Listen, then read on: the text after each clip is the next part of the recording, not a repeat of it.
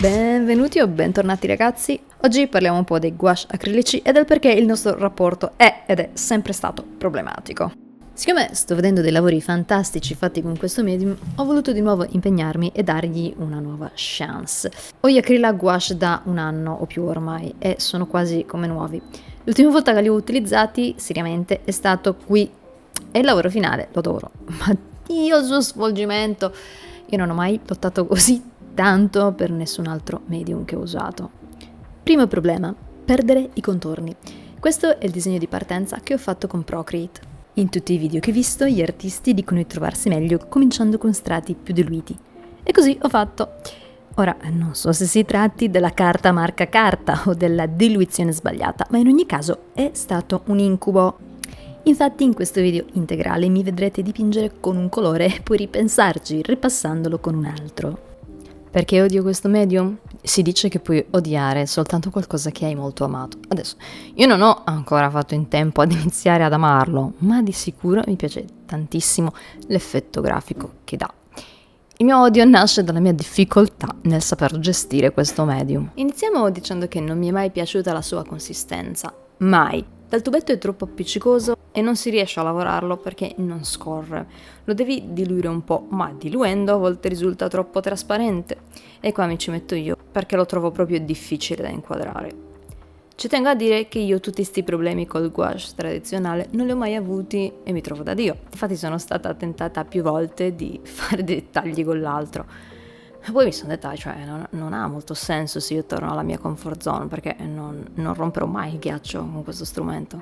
Ecco, guardate negli occhi quanto è diluito e non va bene così, non è acquerello. Io di solito dipingo più densa con questi tipi di colore, però cioè, mi sono proprio lasciata trasportare ingenuamente da questa cosa del diluito, però siccome per me è tutto bianco e nero, cioè non è che c'è un leggermente metti poca acqua, cioè o è il diluvio universale o è il deserto del Sahara, quindi anch'io un attimino un po' di moderazione dovrei darmela.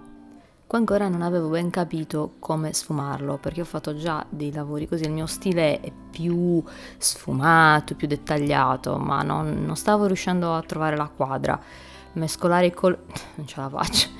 E quindi negli occhi guardate che spastrocchio orribile, mamma mia col naso, dove arriva il naso, no, una cosa che non...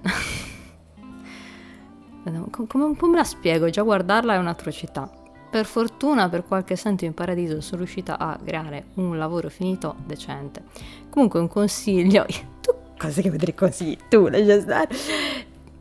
Usavo molto il phon, si vede ogni tanto che entra in campo perché il strato sottostante deve essere asciutto perfettamente, altrimenti si sposta, un casino. Non ho provato i colori, non sono ancora molto portata per il cel shading, quindi questa sfumatura molto semplice, e quindi qua proprio tutti i tentativi possibili. Qua infatti le ombre le ho fatte con questo verde mela più intenso, ma c'era qualcosa che non andava. Oltre a quell'occhio, l'occhio a destra che non lo so, c'è tutto che non va. E adesso iniziavo a stratificare usando lo stesso colore di prima per creare opacità. Le labbra, madonna, le labbra sono state un incubo perché non sfuma. Il problema per me è che la consistenza qua era sbagliata, perché non è un acquerello che stratifica, non si riesce. E non sfumava perché il colore si asciuga e si mette in posa subito. Io per questo che amo il gouache tradizionale, perché le sfumature mi vengono benissimo. Qua invece devi essere proprio brava a dipingere perché il colore, a parte che non ha un grosso shifting di colore, cambio di colore come il tradizionale, è molto meno marcato. Però è per me difficile ancora riuscire a mescolare certe tonalità.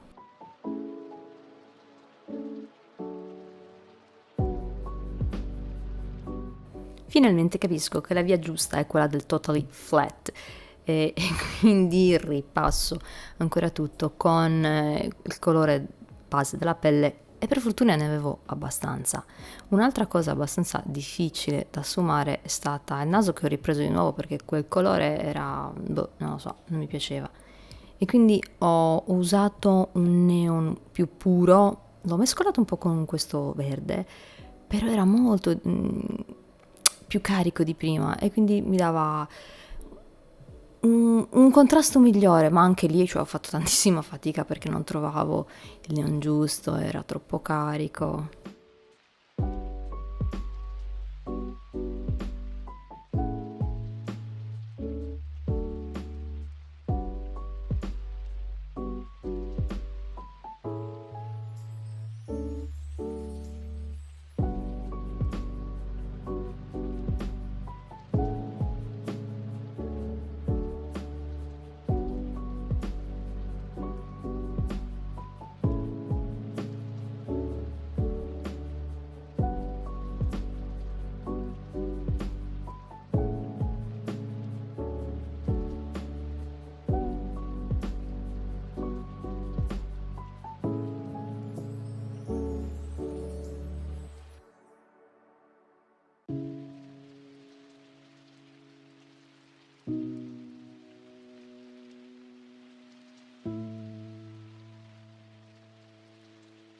Qua inizio a capire che preferisco delle ombre con meno contrasto, quindi che siano visibili ma non troppo lontane dai mezzi toni.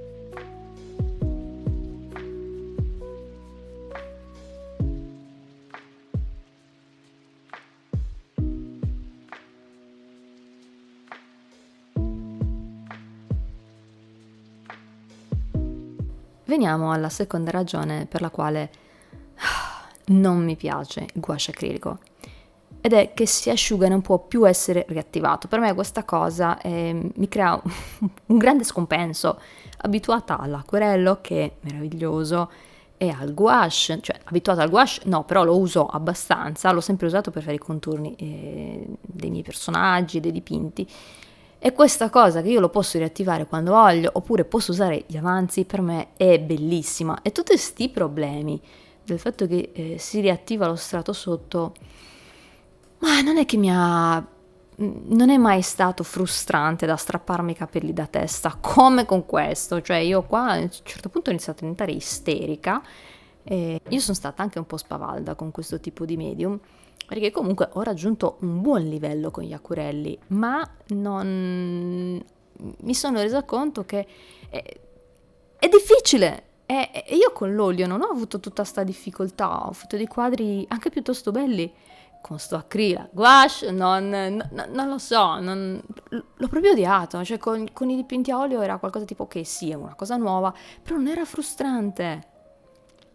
Con l'acrilic gouache è stato pianto e stridore di denti. Io sto vivendo veramente male, ragazzi. Di nuovo ho cambiato colore, quindi sto cercando il viola giusto, ma questo poi si rivela essere un po' troppo scuro. Però intanto già iniziava ad essere un po' più vicino alla mia visione, perché la mia visione era bellissimo, flat, perfetta questa illustrazione. Anzi, doveva essere anche più semplice perché è flat.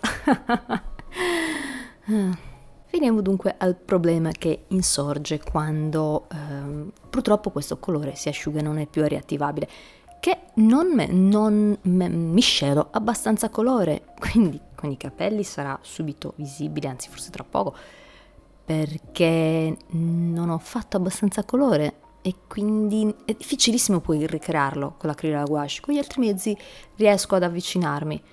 Con lui no, non lo so, ma secondo me mi sono proprio puntata, ho sta credenza limitata, che così, e quindi no, devo scardinare, riprogrammare il mio sistema neurale per capire, insomma, beh, farò quello, non so, ricorrerò alla PNL per togliermi sta credenza limitante, che il gouache acrilico è difficile, perché altrimenti non ne caveremo piede. Detto questo, ecco, io sono nella parte dei pittori che mescolano poco colore anche con l'acquerello a volte mi succede, però cioè con l'acquerello riesco a rifare lo stesso colore, lo diluisci con l'acqua e lo riattivi subito dalla tavolozza e lì è tutto pronto. Col gouache tradizionale è uguale.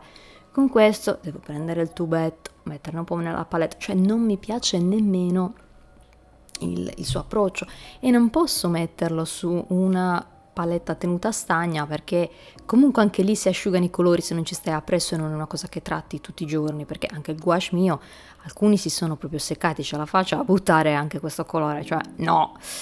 Quindi ci sono vari aspetti che lo rendono per me più difficile da approcciare all'inizio.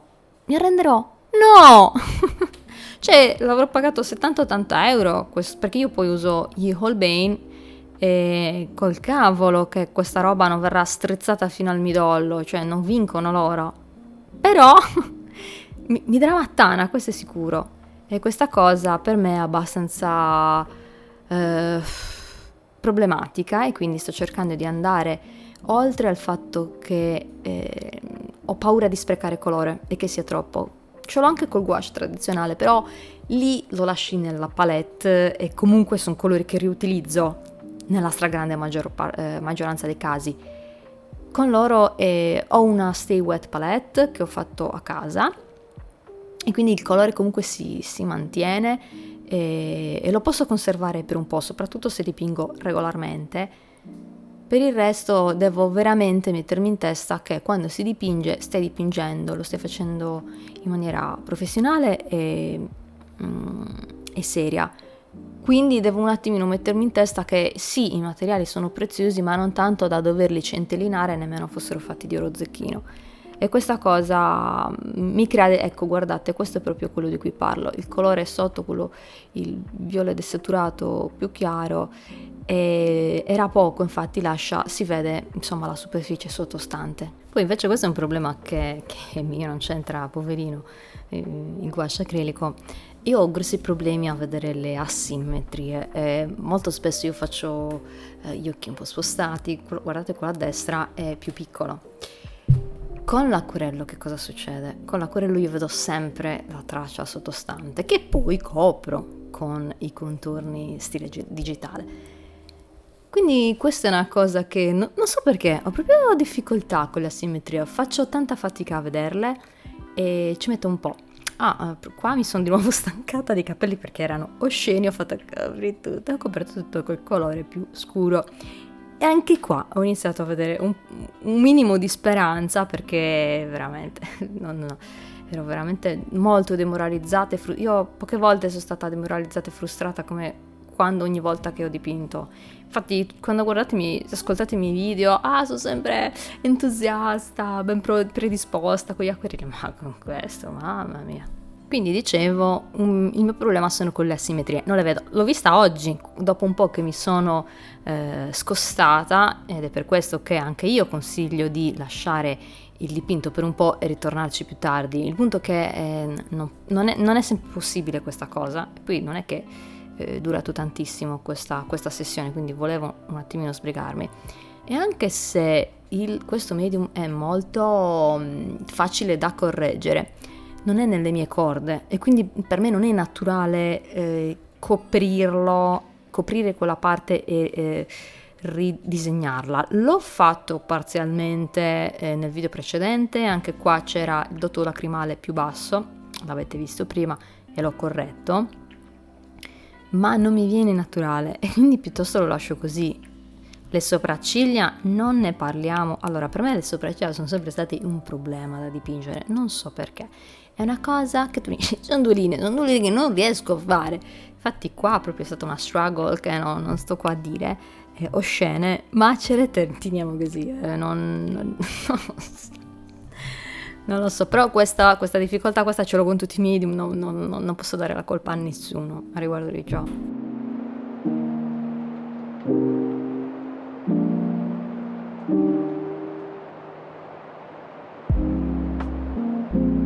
Questo soggetto è molto piccolino, sarà alto, che ti dico, 7 centimetri, se ci arriva, e quindi quando vado a dipingere zone come la bocca e gli occhi, le pupille almeno, sto lavorando di fino, ma a me piace molto fare queste miniature,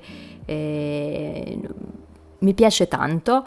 Il problema è che mi viene bene quando il colore scorre bene, e qua trovare la giusta consistenza che scorra ma non sia troppo diluita e quindi trasparente, ci devo prendere la mano, dai, restiamo positivi. Quindi un grande enorme punto a favore è questo look grafico, che comunque non è che non mi danno i gouache, forse è un po' più diverso, sembra un poco più dry, più secco, non lo so, una sensazione, poi però forse scannerizzato. Hanno delle leggere differenze anche grafiche e mi piace tantissimo il look finale del gouache acrilico, è una figata, e questo è quello che mi tiene qui, continuando a fight for my life per imparare a gestirlo come si deve, ed è proprio figo il look. Mi piace anche molto che non c'è un grande shifting di colore, e quindi perché col gouache ancora non sono diventata molto brava a gestirlo, quindi quello può creare dei problemucci, delle difficoltà che poi vanno un attimino ricalibrate. Invece con lui what you see is what you get, quindi è abbastanza facile da quel punto di vista, almeno delle cose positive, ecco.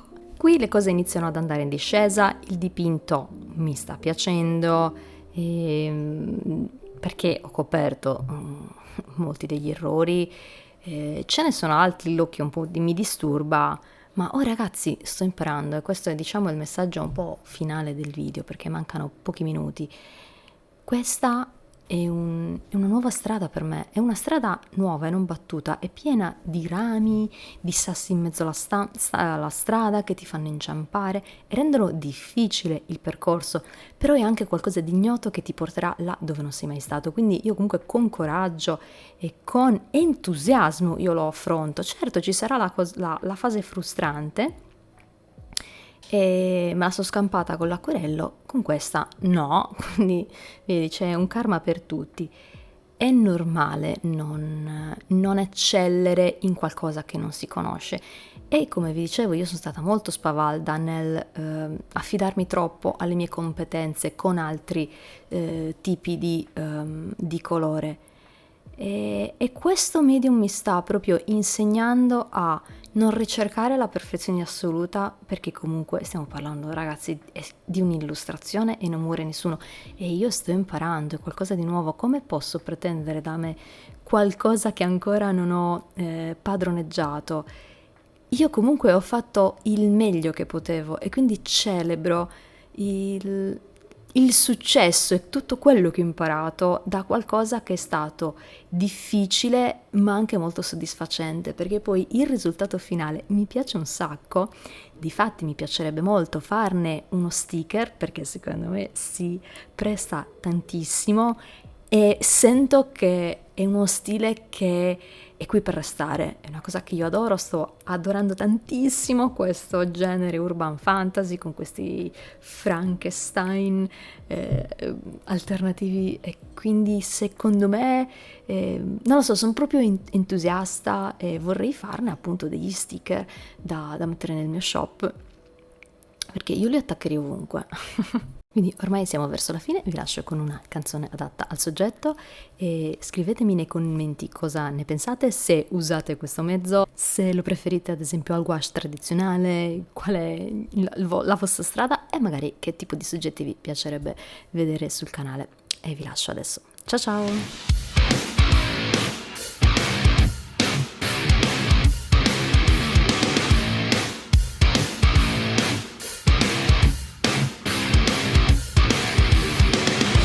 Today I'm a sad boy, I'm a sad